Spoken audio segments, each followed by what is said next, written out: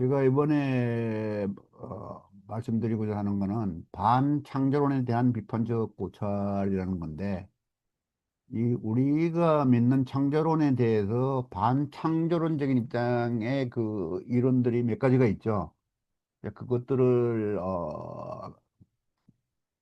간단히 살펴보고, 최근에 창조론이 엠코드 프로젝트를 계기로 해서 상당히 활발하게 지금 확 살아나고 있는데, 그 부분에 대해서도 잠깐 언급하고 난 다음에 토론 시간에 여러 가지를 한번 토론해 보는 그렇게 진행을 하겠습니다. 일 들어가면서 어, 여기서 말씀드리고 싶은 거는, 현대 사회에서 창조론자는 진화론이 확산되는 분위기에 밀려 신앙과 신념의 혼돈을 겪고 있지요. 그런데 이것이 학술적인 문제뿐만 아니라 이게 법적으로도 지금 진화론은 과학이고 창조론은 과학이 아니다. 그러니까 이렇게 일반인들은 어떻게 인식을 하냐면은 창조론은 이건 하나의 그냥 뭐 헛소리고, 진화론은 사실적인 그 과학적인 이론이다. 이렇게 돼 가지고 점점 교회를 떠나는, 창조론을 믿지 않는 그런 경향이 있죠.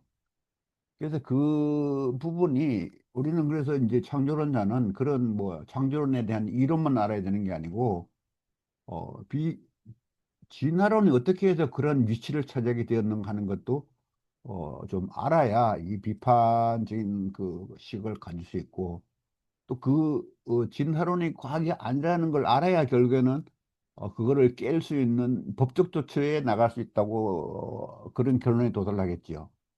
그래서 이제 그런 관점에서 진화론을 갖다가 이 반창조론을 쭉 한번 가볍게, 어, 대충 아는 거지만은 그 중에서도 이제 역사적으로 어, 포인트가 되는 거, 학술적인 포인트가 아니라 그것이 어떻게 해서 역사에서 진화론에 승리하게 되었는지, 그런 부분들도 좀 검토를 하면서 하나의 스토리로서 이해를 하는 게 좋겠다 싶어서 이제 이 글을 그런 식으로 구성을 했습니다.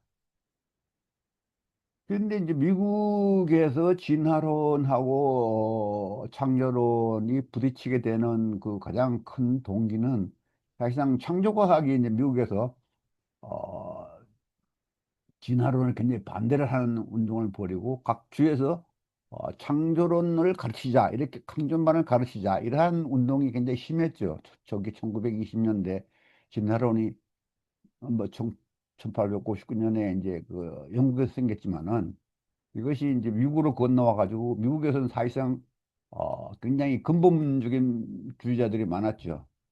특히 대각성 운동의 그 마지막 때가 가서 이제 그 부분들이 1920년하고 거의 맞닿아 있는데, 그 창조과학 운동하고, 그래 그 영향을 해가지고 각 주에서는 이 창조론 교육을 하고 진화론 교육은 시키지 말자는, 금지하자는 그런 법까지 만들어져서 이게 상당히 그 논쟁이 심했던가 봐요.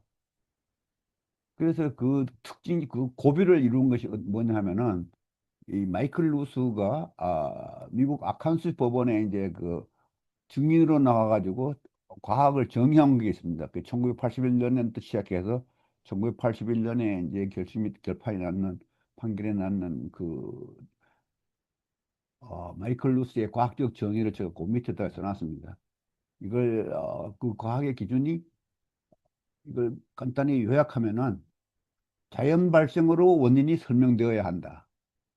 그러니까 이 자연 발생이라는 거는 물질주의적인 그런 바탕에서 설명이 돼야 된다 이거죠. 뭐 하나님이 뭐, 아니면은 신이 뭐 이렇게 얘기하면은, 이거는 그 원인을 아무리 설명해도 그거는 얘기가 안 되는 과학이 아니라 이거죠. 여기에 사실상 그 창조 과학자들이란 사람들이 잘못 대응을 해가지고 이 부분 때문에 무조건 다 걸렸어요 여기서. 그다음에 이 자연법칙으로 과정을 설명할 수 있어야 한다요. 설명을 하는 거를 뭐 성경을 끌어든다든가 뭐 이런 애매모호한 전혀 그런 것들을 갖다가 다 배제하고, 철학적인 설명이라든가 다 배제하고, 오직 자연법칙으로 과정을 설명할 수 있어야 한다. 이렇게 되는 건데 이것도 사실상 창조과학의 적인 약점이었죠. 경험적 세계에 비추어 검증 가능해야 한다. 그거는 사실이어야 된다는 얘기죠. 경험적 세계라는 거는 뭐 사실이 아니면 검증할 수 없는 거니까. 그다음에 결론은 잠정적이며 반드시 최종적인 것은 아니다 하는 그게 돼야 된다 이거죠. 그다음에 반증 가능해야 한다. 반증 가능해야 되는 건 반드시 반증해야 된다는 게 아니라 반증할 수 있는 방법이 있어야 된다. 어쨌든 가설로라도 이렇게 되어 있습니다. 그래서 일단 찰스 다윈의 생물 진화론을 한번 이게 진화론의 이제 어 시작이니까 이게 뭐 그전에도 다른 이론이 좀 있긴 있었지만은 사실상 공식적으로 진화론을 시작한 거는 다윈이 시작했는 거죠.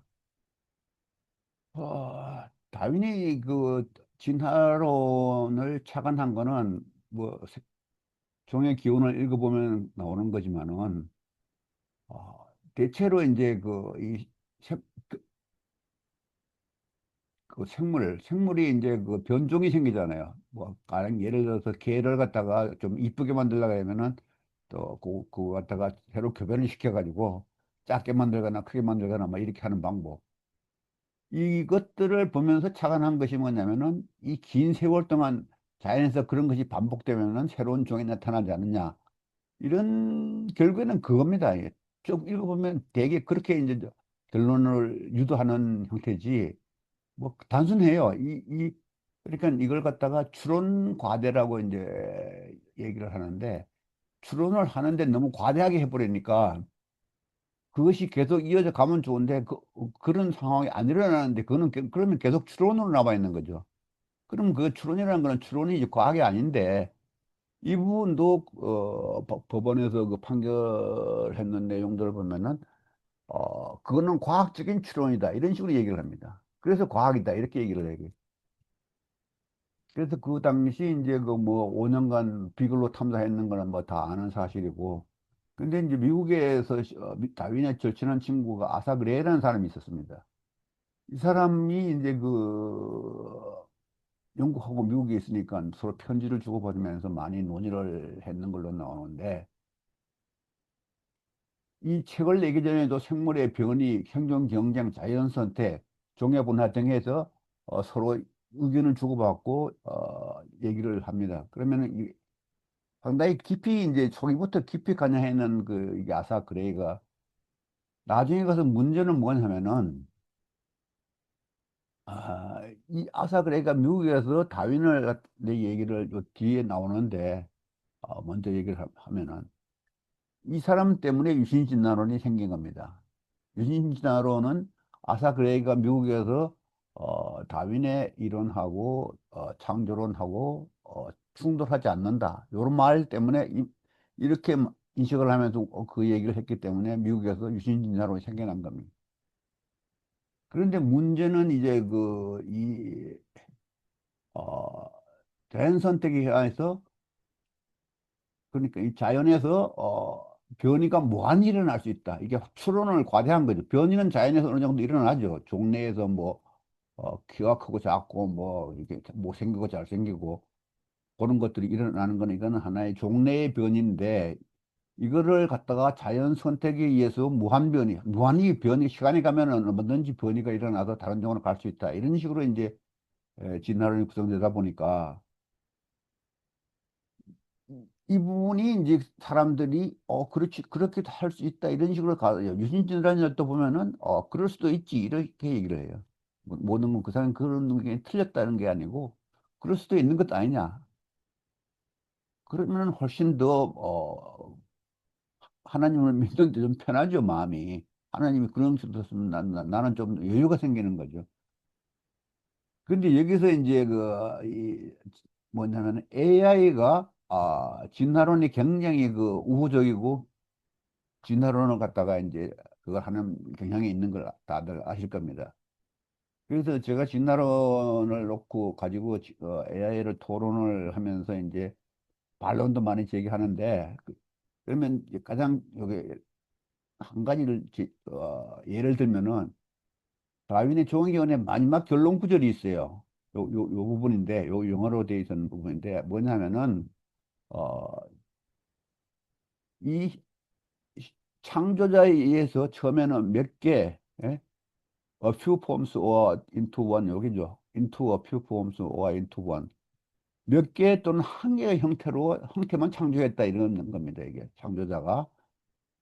그리고 나서 endless forms, 저 끝에 가면 endless forms로 이, 이 가장 아름답고 매우 아름답고 매우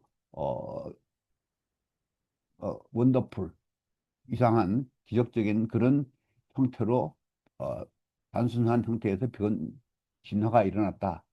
이게 끝없이 진화가 일어난다는 얘기죠. 요게 이게 다윈의 진화론의 결론입니다. 요 끝에 한 구절만 가지고도 다윈의 진화론 전체를 이해할 수 있어요. 그런데 제가 이제 이걸 다윈의 진화론의 그 AI 보고 다윈의 진화론의 마지막 구절에서 나오는 거를 어떻게 생각하냐 그 원문을 가지고 한번 얘기하자 이렇게 하니까 제시한 게 뭐냐면은 요 앞에 요 안에요 갈로 안에 요 by the creator라는 말을 쏙 빼고 가져왔더라고요. 인용을 할 때. 그래서 이걸 쫙 빼놓고 이걸 봐서 이걸 제시하면서 이걸 가지고 이제 얘기를 해서 왜 이걸 빠졌느냐고 이거 빠졌는데 어떻게 이거 나 왜 빼놨냐 이랬더니 아이고 죄송합니다. 그걸 제가 빼뜨렸습니다. 그러면서 이걸 다시 넣어주더라고요. 그러니까 AI가 사람을 속이는 겁니다, 이게. 그러니까 이걸 지적을 안 하면은 AI는 그대로 밀고 나가요, 자기 주장을. 그러면서 그 뒤에 딱 이게 달라지더라고요, 이게. 이, 이, 이, 어, 다윈은 진화론에 하기 전에 다윈의 진화론에 신을 인정했느냐 안 했느냐 하는 부분에서 이 부분은 상당히 중요한 부분인데 요걸 딱 빼놓고 하니까 신이 였다가 창조된 게 아니죠, 이게. 죽게 돼버린 거죠. 넘어가면은, 다윈의 진화론 2가,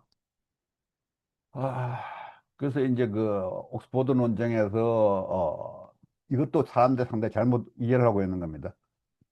토막 석슬리가 사무엘 로포스 죽여고 논쟁을 하면서 이겼다 이렇게 얘기되는데 당시 사실상의 그 자료들을 보면은 이 사무엘 로포스가 그 당시에 굉장히 유명한 생물학자였어요. 그래서 주목주목 반박을 해서 토막 석슬리가 이겼다고 할 수 있는 부분이 하나도 없어요. 없고 보도는 상당히 중립적으로 그냥 사실 보도를 가지고 끝난 걸로 되어 있는데 윌버포스가 그 다음에 얼마 있다가 한 10년 정도 살다가 죽었어요. 그때는 이제 헉스리는 살아 있었죠. 그래서 뭐라고 얘기를 했냐면은 그 원숭이 조상이냐 뭐 원숭이 조상이 뭐 너 할아버지냐 할머니냐 뭐 이렇게 얘기했다고 물었다는데 이 말은 사실상 들은 사람은 아무도 없습니다.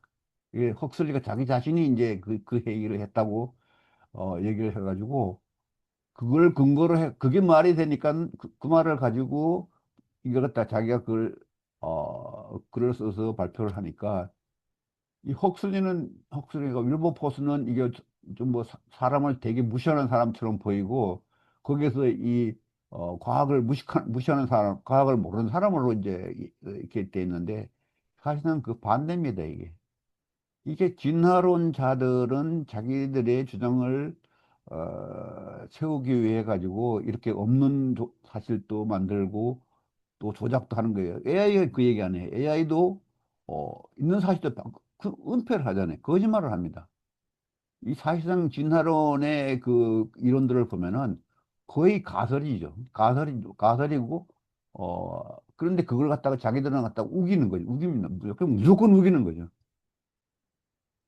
이 말은 이 뭐야 소위 말해서 이제 그 공산주의자들의 공산당 선언에 보면 그런 게 있죠.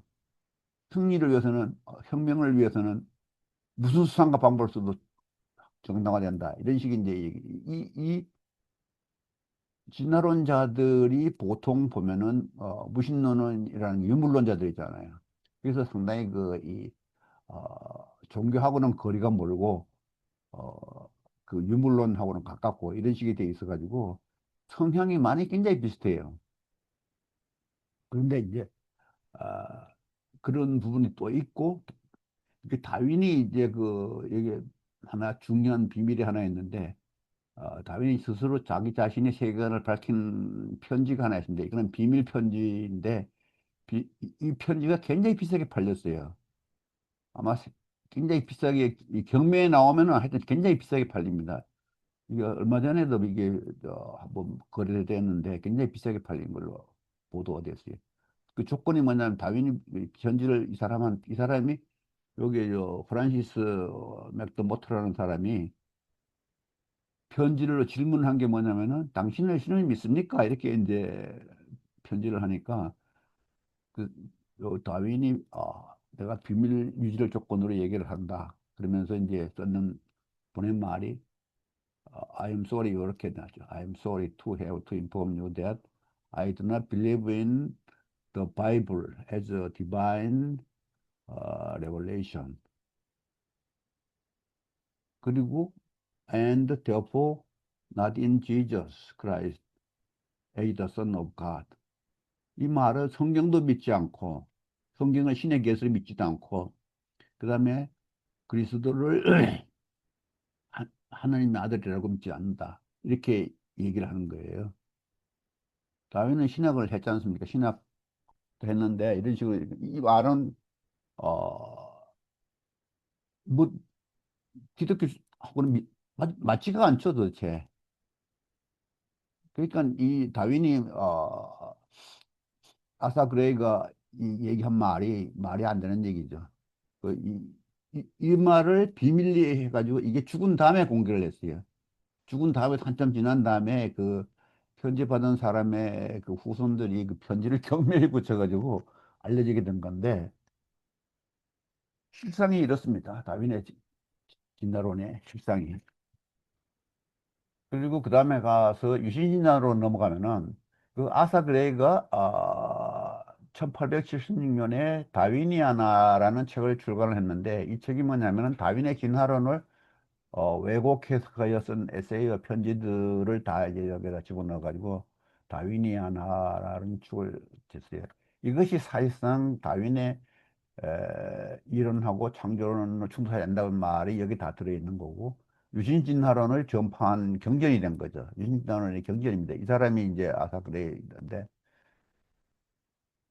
그래서 결국은 뭐냐면 유신진화론하고 창조론하고의 방법의 차이는 창조론은 기독교 창조론은 하나님의 생물을 종류별로 창조했다는 이것이 이제 뭐 창세기에 가장 분명하게 드러나는 거고 그 종류별이라는 말은 어, 종류 안에서 발견된 다양성을 고진화 또는 미시진화로 인정을 하는 거죠.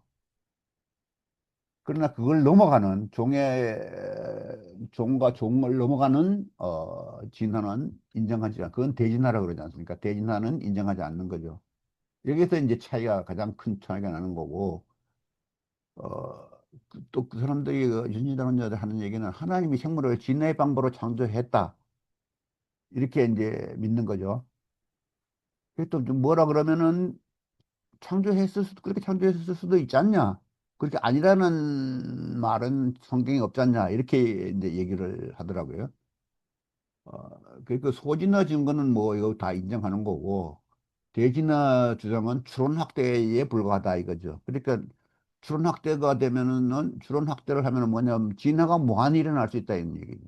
그러니까 어, 루시 이제 그 모든 생물의 공통 조상인 루시에서부터 현재 인류까지 그리고 또 앞으로는 어떤 식으로 인류를 넘어서 어떤 식으로 진화할런지 모르죠. 이게 이제 그 무한 진화론의 무한 진화를 갖다가 주장하는 자들의 이제 진화론자들의 이제 생각인데 어, 이 창조자와 최초 생물에 대한 해석이 아까 얘기했듯이 창조자는 몇 개 또는 한 개가 생명체만 창조했는 게 다윈의 주장이고 현대 유신 진화론은 이게 이제 그 팀켈러가 이제 바이오로고스의 그 유진화론의 신학을 갖다가 이제 많이 기여를 했는데 인류의 조상 아담은 최고의 공통조상인 루시 종의 한 명, 루시가 아니라 루시 종의 한 명. 그 말은 뭐냐면은 아담은 루시 종의 한 명으로 하나님이 선택했다. 이렇게 되는 겁니다. 그러니까 루시가 아니라 루시 종의 한 명이고 하와는 하나님의 특별 창조에서 아담하고 결혼시켰다. 인류는 그 뒤의 후손으로서 어, 그 사람들의 후손으로서 그들이 저지른 죄악을 공통적으로 이제 물려받은 거죠. 이렇게 요게 이제 그 유신진화론의 이 신학의 뼈대죠, 뼈대. 그러니까 이 창세기 창조론하고는 완전히 많이 틀리죠. 뭐 많이 틀린 게 아니라 뭐 완전히 다르다고 보는 게 오히려 낫죠. 그러니까 아까 다윈이 얘기했던 하나님도 틀리고 하나님이 뭐 한 개 또는 몇 개 창조하지 않는 하나님하고 종류별로 이 세상의 모든 생물을 창조한 하나님하고 틀리잖아요. 그렇지만 같은 교회에 출석하는 형태니까 이 창조론자 입장은 이들을 유신론을 반대하거나 묵인하거나 또는 전형을 설득하거나 뭐 이런 식으로 나눠지는 거죠. 그 자연 선택에 진화한 인간들이 창조주를 경외하고 찬양하고 숭배해야 할 이유는 무엇인가 하는 이제 의문이 생기는 거죠. 과연 그런 하나님한테 찬양하는 것도 가능하냐 이런 문제가 생기잖아요. 그래서 유신론을 정리하면은 유신론은 창세기의 종류별 창조를 무시하고 몇 개 또는 한 개의 생명체 창조를 믿는 거죠. 그건 오류죠, 오류. 그러나 종류의 경계선의 생식 장벽을 넘어서 번식 가능한 새로운 종의 새로운 종류를 생산한 사례가 없죠.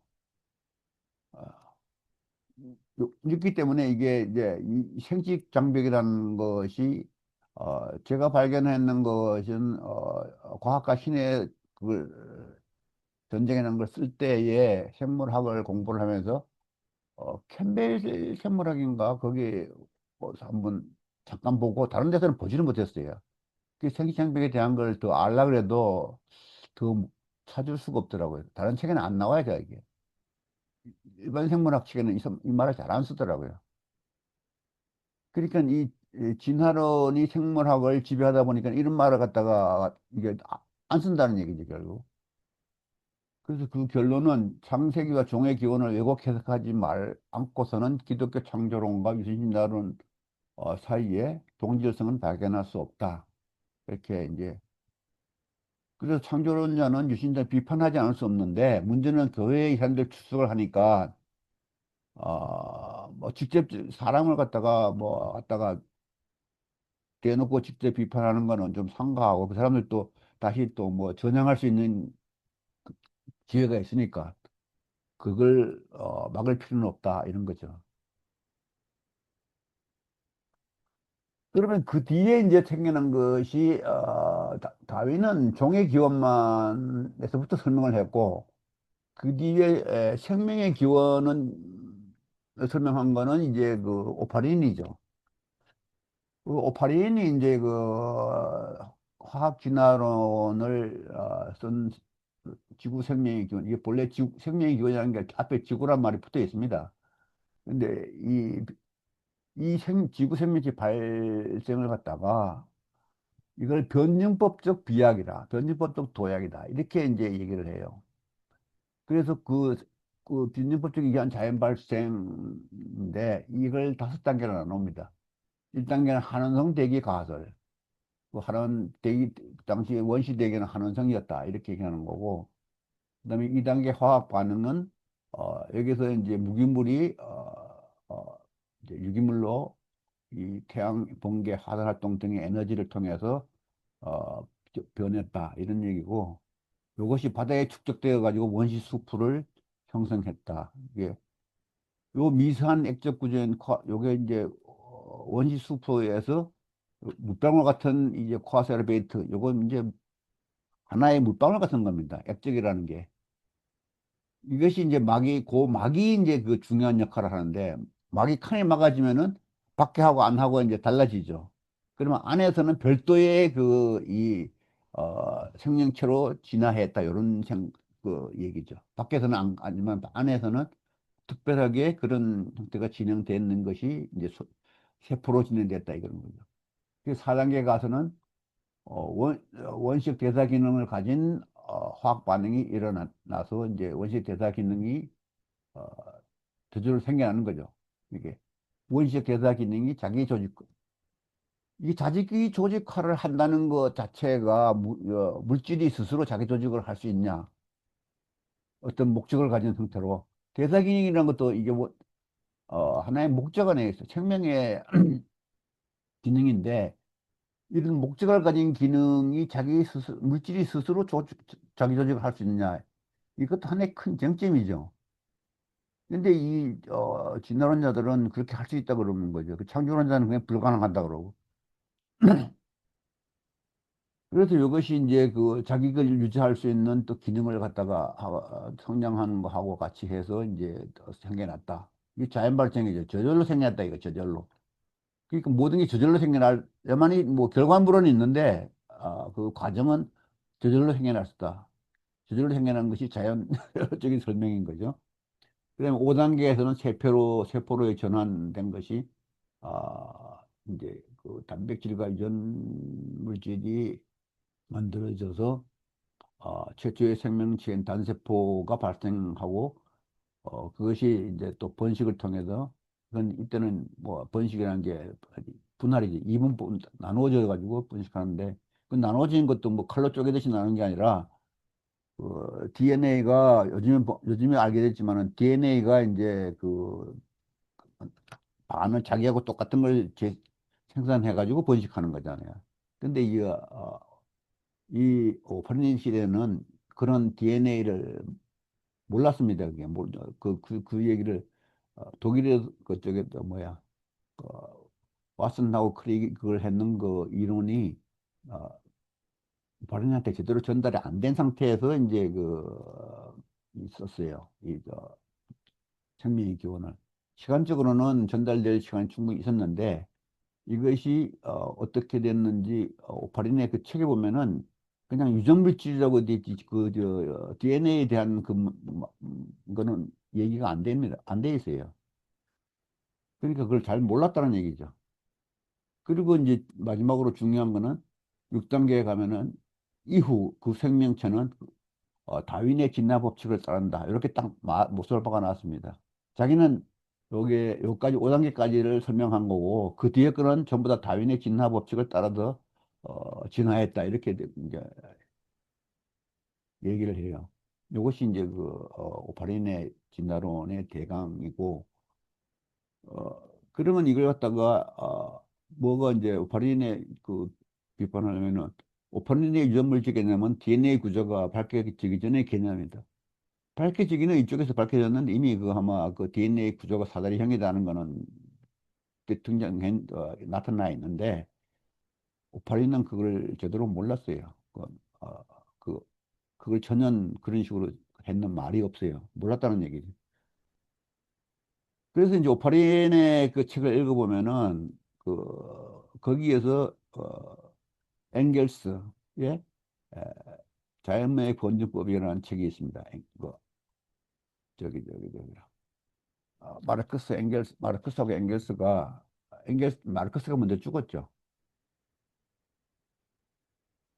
마르크스가 먼저 죽으니까로 엥겔스가 그 자본론도 다시 추가로 연구를 해서 더 쓰고 그다음에 과학을 공부를 해가지고 자연의 변증법을 이게 완성된 책은 아닙니다. 그런데 엄청 갖다가 이 그 당시 과학 수준이 굉장히 공부를 했어요.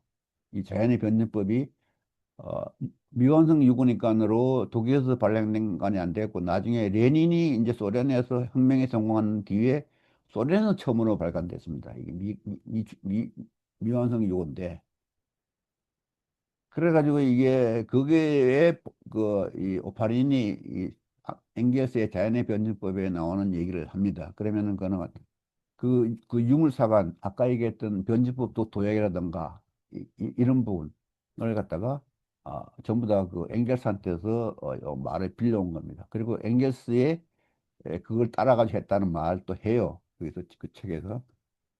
그래서 그는 그 뒤에 이제 책을 출판하니까 이게 난리가 더난 거는 미국에서 난리가 더 났죠. 그 책명이 그 뭐야 유리 밀러의 실험이 그냥 뭐 하고 어쩌고 그러니까는 생명의 기원은 국제회의를 조직해서 지가 회장하면서 회의 엄청 그 당시 스탈린 치하에서 특혜를 엄청 누렸습니다. 이 오파린이.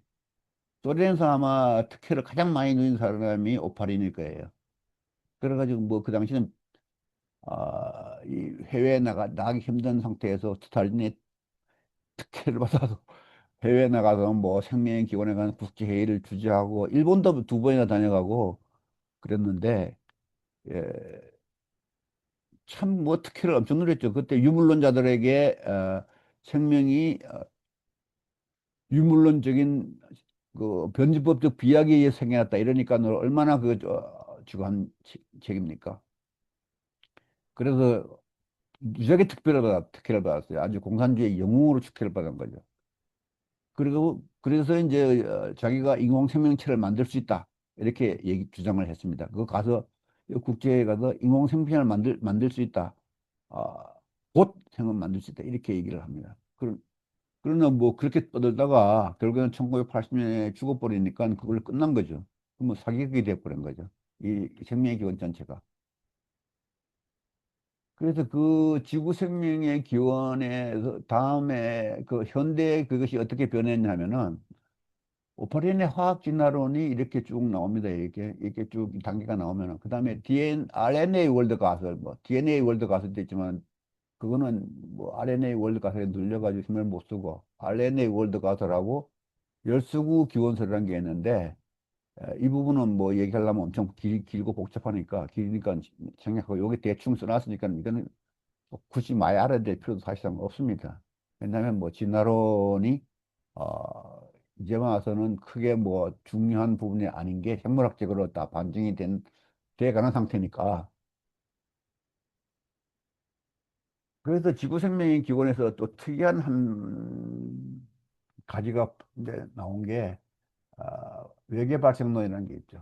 외계 발생론이라는 것이 이제 판스페르미아 띠올이라고 그래가지고 생명의 씨앗이 우주 어느 곳에서 지구로 유입됐다는 그런 가설이죠. 여기 지질과학자는 이렇게 이제 스판테 아레니우스, 프레드 오일, 프랜시스 크릭인데 이 프랜시스 크릭은 DNA를 발견한 사람이죠. 근데 이 사람도 생명의 기원에 되게 그 관심이 많아가 연구를 하다가 결국은 어떤 결론이냐 하면은 지구에서 DNA가 자연 발생은 하는 것은 불가능하다. 이렇게 이제 판단을 하고, 이 외계 생명체 유입설로 이제 바뀌어가지고 그쪽으로 이제 갖는 거죠. 그리고 이 사람은, 그 외계 생명체가 지구를 콕 집어가지고, 생명체를 지구로 보냈다. 이렇게 이제 그 부분이 특이하게 주장을 하는데, 뭐 그것도 사실 얘기가 안 되는 얘기죠.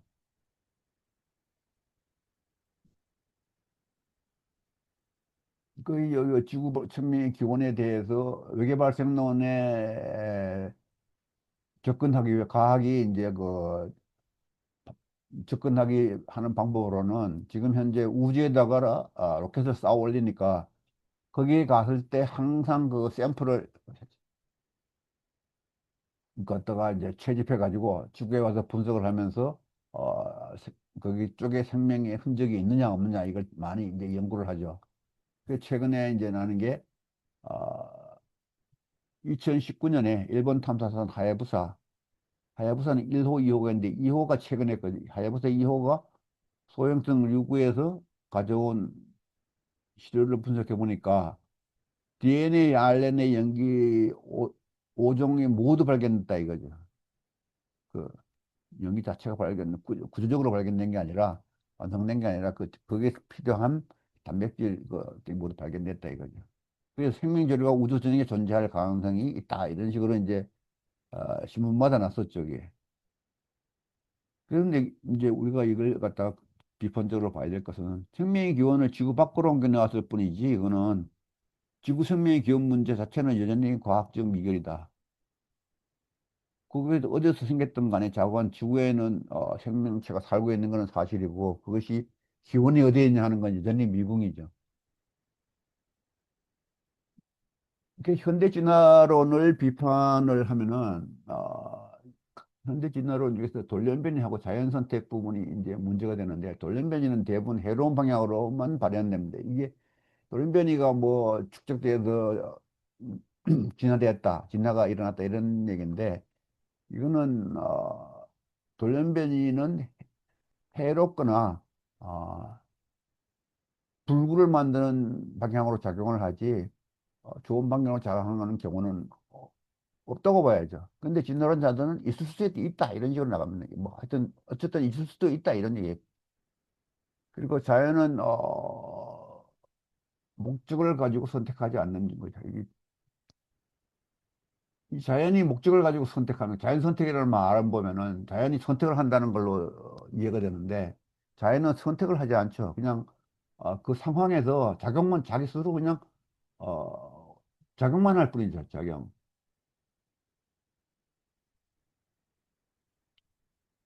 화학 반응 뭐 물질이 만나면 화학 반응을 일으키고 또 뭐 어떤 힘이 가해지면은 거기에 따라서 움직이지. 그렇게 수동적인 상태지. 능동적으로 선택하는 기능은 없잖아요. 그런데도 자연 선택이란 말이라는 게 아주 그냥 자연스럽게 뭐 쓰이는 거 있죠. 자연이 선택하는 것처럼. 그리고 사실상 선택하지 않으면은 어떤 하나의 그 뭐가 만들어지지가 않죠. 어떤 하나의 목적을 가진 물체가. 그래서 자연 선택이 누적되어 생물의 복잡한 기관을 만들었다는 것도 이것도 하나의 과설이죠. 이게 좀 뭐 왔다 갔다 했네. 그 화덕학을 볼 것 같으면은 이거는 진나른의 보조 가설인데 이걸 학문화시킨 거는 이 사실은 화덕학이라는 것이 학문을 하는 거는 형태를 보고 뼈가 몇 개 발견되면 그걸 보고 형태를 갖다가 추론하는 거죠. 이제 상상하는 거죠. 이것이 그 과학이라고 얘기하는 건 좀 문제가 엄청 심한 거죠. 그래도 이걸 과학으로 인정을 하고 그것이 진화론을 보완하고 있는 거죠. 그냥 뼈 몇 개 놓고 그래 놓고는 그거 갖다 여기서 이렇게 진화했다. 이런 식으로 얘기를 하면은 그거는 뭐 어떻게 믿어야 되는 겁니까? 믿을 수 있는 겁니까, 그게? 그런데도 뭐 그게 과학이다 그러고 그런 식으로 그게 이론을 갖다가 틈새 이론을 진화론의 틈새를 갖다가 그걸 그런 식으로 메꾸고 있잖아요.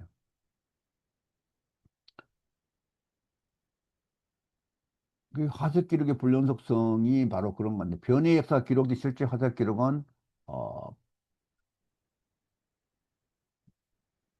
어떻게 했어? 진화를 갖다가 보여주지 않죠. 단속 평행설이 바로 이제 그런 건데 연속되지 않죠. 연속돼. 중간 단계 화석은 부재죠. 중간 단계 화석이 있으면은 어 진화가 증명된다고 얘기를 하고 다윈은 그게 발견되지 않으면 자기 이론이 틀렸다고 이런 식으로 얘기를 했어요. 다윈도 이 부분을 알고 있었다고요. 그래서 중간 단계 화석이 발견되지 않으면은 자기의 이론은 틀렸다고 본다. 이렇게 얘기해 놓으니까 진화자들은 이 중간 화석을 발견하기 위해서 뭐 화석을 조작도 하고 막 그랬잖아요. 근데 중간 단계 화석이 중간 단계 중간정이 있으려면은 지금도 계속 나와야죠 이게 진화가 맞다면은. 근데 뭐 지금 중간정이라는 게 나온 게 뭐 있습니까 이게? 그런 사례로 캄브레기아 폭발에서 다양한 동물문이 짧은 시기에 폭발적으로 성장한 것도 이 화석의 그걸 부정하는 거죠. 중간종이 없다는 걸 부정하는 거죠. 그래서 이제 진화론은 가설에 맞추기 위해서 뼈를 맞추거나 형태를 조작하는 등의 부정행위로 화석학의 과학성과 신뢰성은 의심받고 있죠. 뭐 그 얘기가 필다운인이 있고 요즘에는 뭐 틱타일락이 뭐 어쩌고저쩌고 그러는데 이것도 조작했는 그것이 또 주장이 또 힘을 받고 있는 거죠. 딱 요 중간종 하면 여기서 여기까지 딱 갖다 두 개를 갖다 가운데 시기에 지층을 파가지고 거기서 뼈를 박여했는 걸 가지고 이제 그게 중간종이다 만들어 그리고 놓고는 중간종이다 이렇게 얘기를 하죠.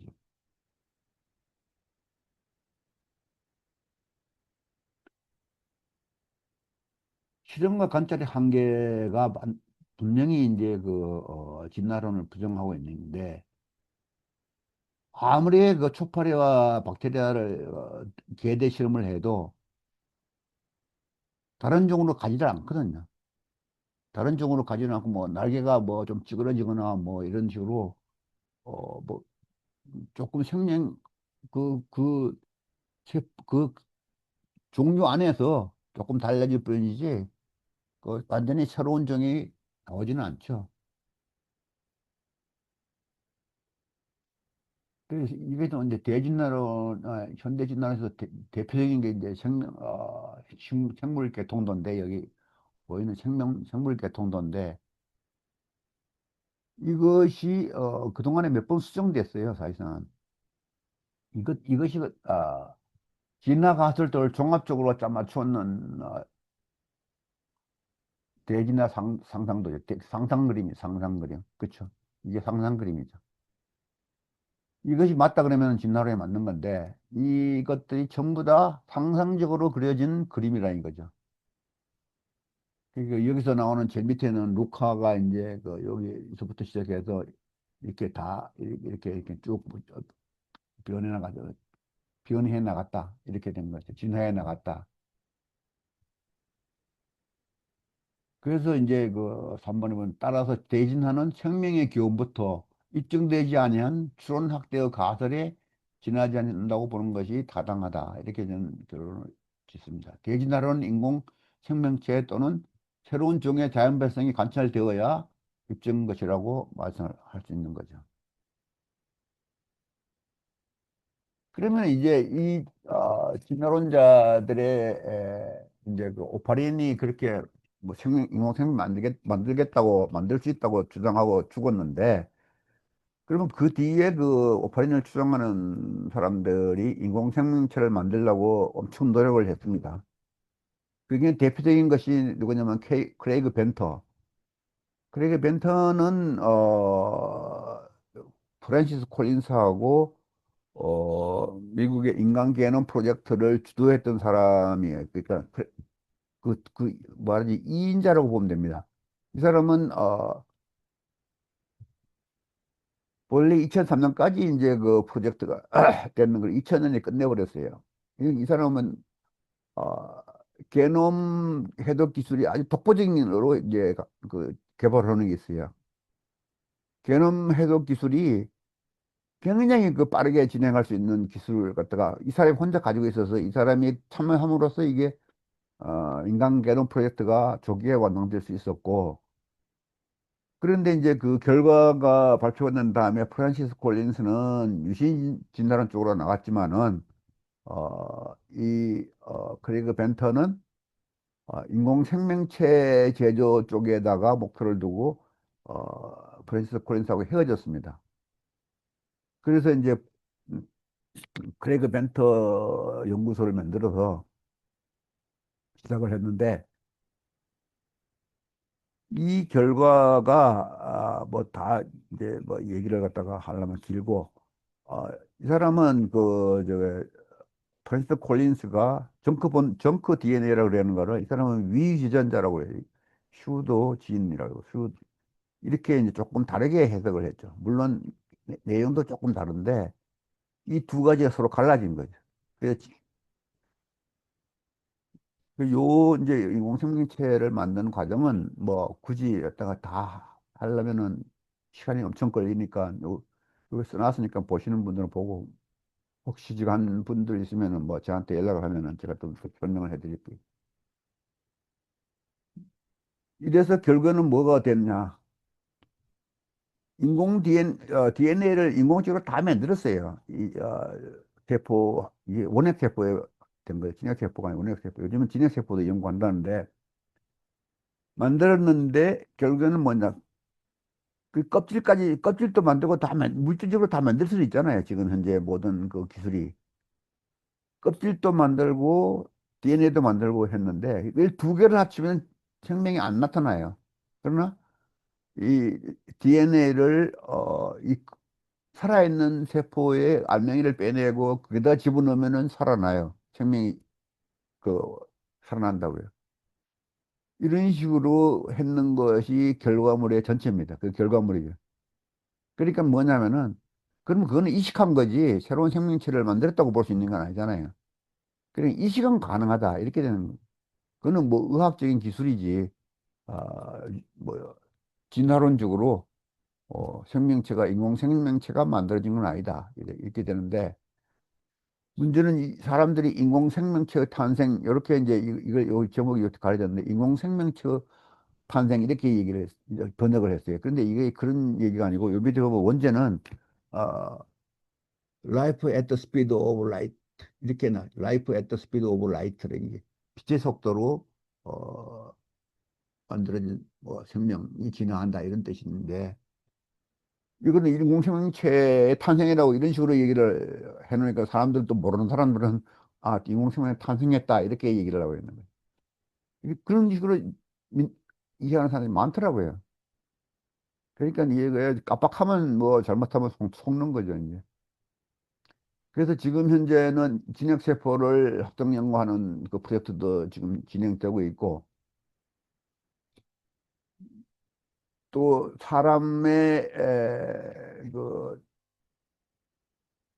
그 장기들을 완전히 이제 장기들은 부분적으로 이제 그걸 하고 있죠. 장기들을 인공으로 만들어 가지고 질병을 치료하겠다. 이거는 뭐 좋은 방향으로 쓰는 거니까 좋은 거죠. 뭐 세포 단위에서 연구하는 건 괜찮은데 생명을 만들다 이거는 만들겠다는 거는 이거는 불가능한 것 같아요. 그런 소위 생명의 스위치를 켤 수 있는 방법은 인간이 알 수가 없다, 할 수가 없다 이렇게 되는 거죠. 그리고 여기다가 이제 정리를 하는데 지금까지 합성 유전학은 유전체 조각들을 합성해서 그것을 원핵세포의 세포막과 진핵세포 핵막 아래 이식하는 실험에는 성공했지만은 그런 인공세포에서 생명이 발생하는 것은 아니다 이거죠.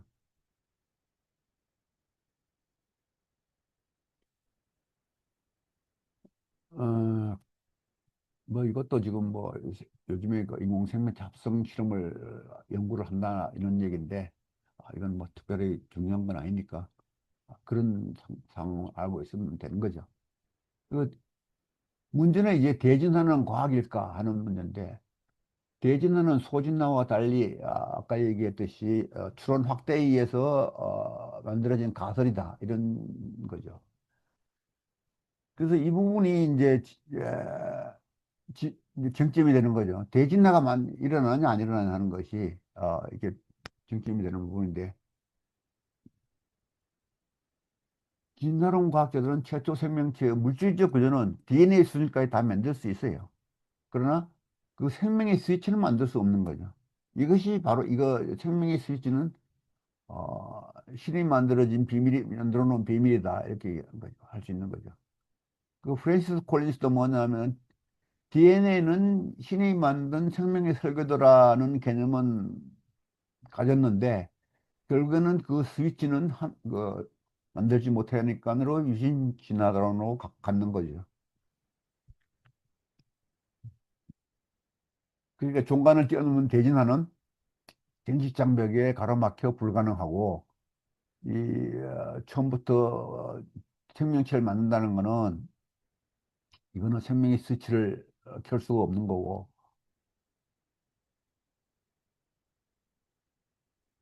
그러니까 이게 안 되는 거죠 대진화는 대진화의 두 가지 원칙가 최초의 생명체를 만들 수 있느냐 생명체를 최초 만들 수 있느냐 인공생명체를 그다음에 종간을 뛰어넘는 대진화가 일어나느냐 그 중간종이 생기가 그래서 새로운 종이 생기느냐 이게 둘 다 불가능한 걸로 지금 결론이 나니까 이 생식장벽은 그동안 진화론자들이 할 수 있다고 그렇게 얘기를 했는 건데 최근에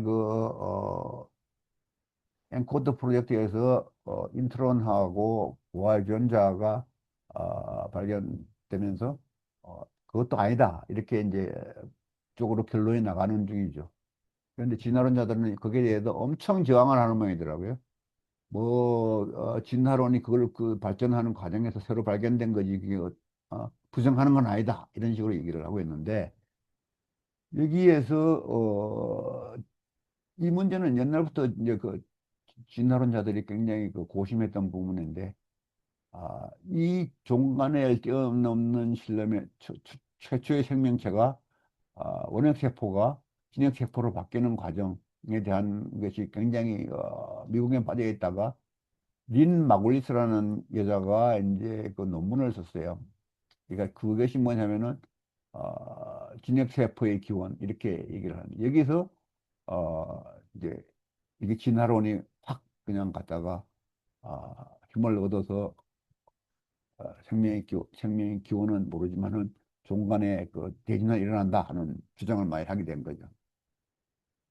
근데 그 방법이 뭐냐면은 옛날 원핵 생물이 원핵 세균이 두 개가 하나를 잡아먹고 거기서 DNA를 갖다 합쳤다 이렇게 되는 개념이죠.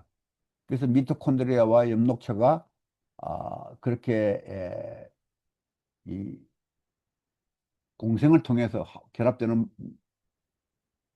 과정에서 결국에는 식물과 다세포 식물과 동물이 생겨났다 이렇게 이제 주장이 성립된 겁니다. 진화론자 사이에서. 그래서 돌연변이가 아니라 이 세포 내 공생설이 이제 더 증거력이 있는 거죠. 더 이해가 더 잘 되는 거죠. 그래서 이쪽에 지금 많이 갔었죠. 그래서 이제 그때의 고세균이 이제 발견돼가 아까 그 생명의 나무 개통도에서 개통 바뀌었죠. 그래서 이것도 뭐 그거 뭐 그 정도만 알면은 이 부분은 뭐 크게 또 중요한 건 아닌 것 같고. 근데 문제는 이제 사회적으로 영향을 미치는 거는 이 학술적인 논쟁보다가 미국 연방법원에서 진화론은 과학으로 인정하고 창조론은 과학이 아니다. 이래서 학교에서 진화론은 과학 시간에 가르치고 창조론은 가르치지 말라. 이렇게 해버리니까 이것이 사회적으로 굉장한 영향을 미치는 거고 창조론의 타격이 큰 거죠. 그 판결이 나온 것이 뭐냐면 1982년 아칸소 주에서 됐는데 뭐 대법원도 이걸 갖다가 미국 대법원도 일방 대법원도 이걸 인정을 해서 미국에서는 이게 확립된 판례가 된 거죠. 그런데 이것이 이제 그 자체로서만 이해해가지고는 이게 도대체가 말이 안 되는, 말이 잘 이해가 안 돼요. 그런데 그 관련 법률이 이제 이해를 해야, 그렇게 돼서 이게 그런 게 나왔구나. 이렇게. 사실상 보면은 진나론도 이때까지 봤듯이 과학이 아니잖아요. 과학의 범주에 들어가지 않죠. 뭐 가설이지, 가설. 근데 그걸 과학으로 인정하게 되는 게 미국 나름대로 사정이 있었습니다. 그러니까 미국에서 수정헌법 제1조는 미국 국교를 인정하지 않죠. 미국은 국교가 없다 이렇게 되는 건데 이걸 창조론은 기독교의 창조론은 종교를 갖다가 기독교니까 그걸 기독교에 그걸 확실하게 드러내잖아요. 그래서 이거는 종교라고 해서 안 된다. 과학이 아니다. 이렇게 된 거고. 이것이 각 주법에서 이제 그런 창조론을 가르쳐라 이렇게 하는 주법을 만들어 가지고 창조론을 실제로 가르쳤어요 학교에서. 그러니까 이것도 이제 위법이다 위헌이다 이래 가지고 그걸 못하게 했습니다.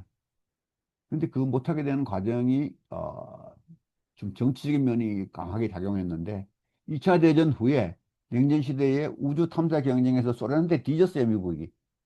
그러니까 다급하게 만든 게 뭐냐면은 국가보위 교육법이라는 게 있습니다. 국가교육법을 만들어 가지고 과학교육을 강화하라고 이제 했는데 과학교육을 강화하라고 했는 것이 진화론을 과학으로 인정하게 되는 결정적인 주가 됐어요. 과학교육이 이게 논쟁이 되던 부분을 그거는 과학이야 이렇게 해가지고 과학교육을 집어넣은 거죠.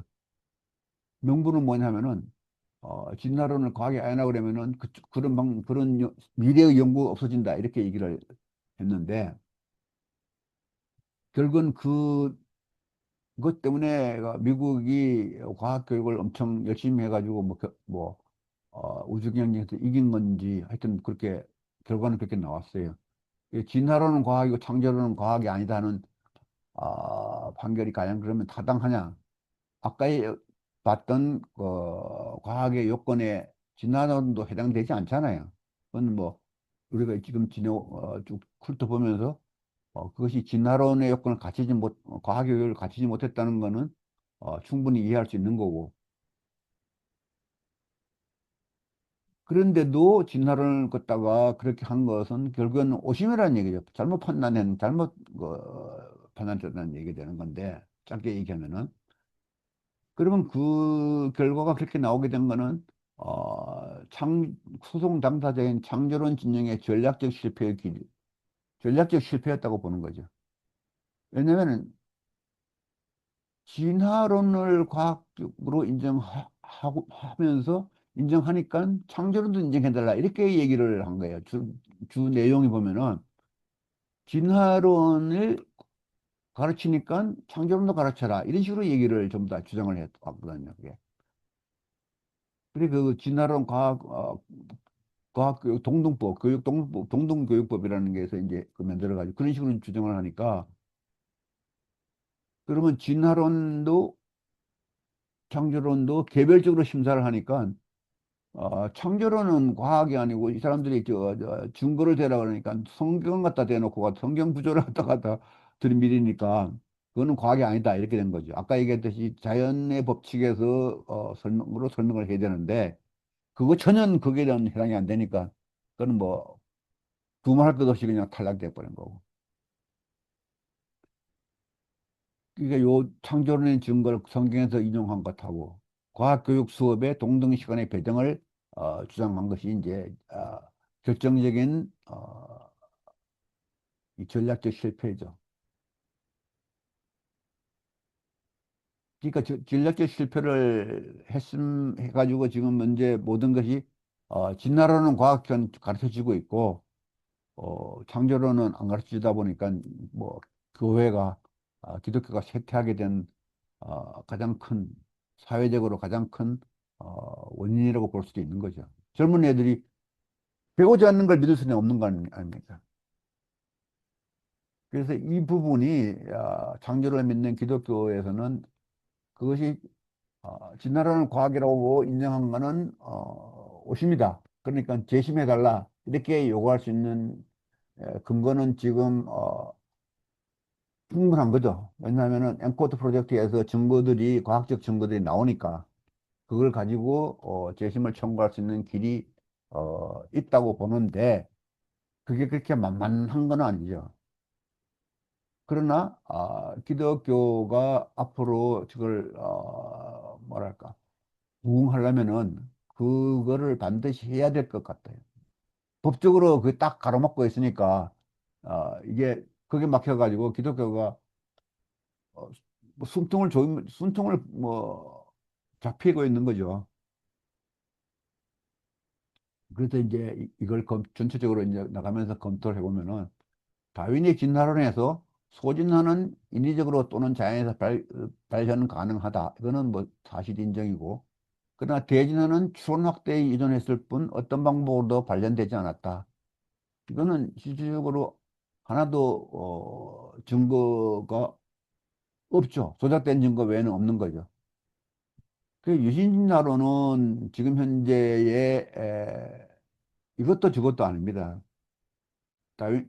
진화론자들도 유신자론을 이거는 뭐 말도 안 되는 소리라고 그러고 기독교에서도 사실상 이거는 창조론하고 뭐 창조론을 갖다가 그렇게 믿으면 그게 어떻게 하나님을 믿는 거냐 창조주를 믿는 거냐 그럼 다른 창조주지 그게 어떻게 기독교 창조주냐 이렇게 나오는 거고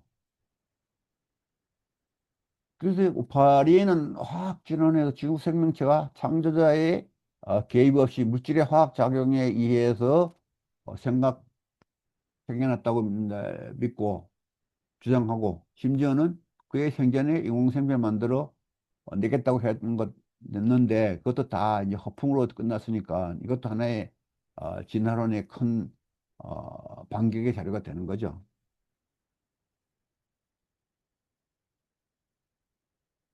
뭐 아까 얘기했던 반진화론의 모든 것들을 갖다가 쭉 살펴봤지만은 어느 것 하나 명확한 증거를 가지고 이론이 성립하는 것은 없었지요. 그래서 지금도 현대 진화론은 뭐 주장하는 걸 지금 현재 그 엠코드 프로젝트의 그 이론들을 반박한답시고 이제 하는데 전부 다 그걸 반박하면서 뭐냐면은 그거는 진화론을 좀 더 정밀하게 이론을 갖다가 연구하라는 것이지, 연구하게 만드는 것이지, 그것이 어, 진화를 반박하는 게 아니다. 이렇게들 얘기를 합니다. 지금 우리나라에서도 지금 몇 군데서 그런 걸로 인해가지고 학회가 서로 토론을, 논쟁을 벌이고 있는 중입니다. 이게.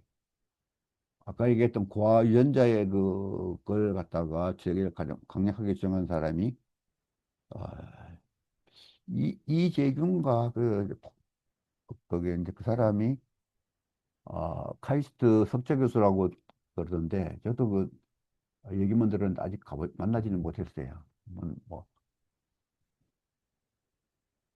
그 사람이 이제 고화유전자를 주장하면서 고화유전자가 각 종은 각 생물의 각 종은 고화유전자를 가지고 있기 때문에 그 고화유전자가 진화의 증거가 없다 이거 진화의 흔적이 없다. 그러니까 모든 생물이 진화하면은 전 세대 유전자를 에서 물려받은 흔적이 있는데 이거는 없다 이거죠.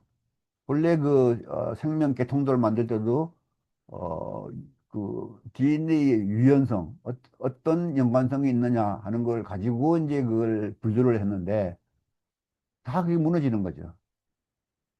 그래서 진화론자들이 상당히 지금 당혹해하는 거는 사실인데 또 뭐 우기는 데는 선수들이니까 하여튼 우기고 있어요. 이제 뭐 결론을 맺으면 이제 반창조론 가설들은 모두 과학적 요건을 충족하지 못한다는 사실을 분명히 알게 되었다. 따라서 미국 아칸소주 보원의 판결은 미국 사회는 물론 전 세계에 심각한 후유증을 가져온 오판이라고 할 수 있다.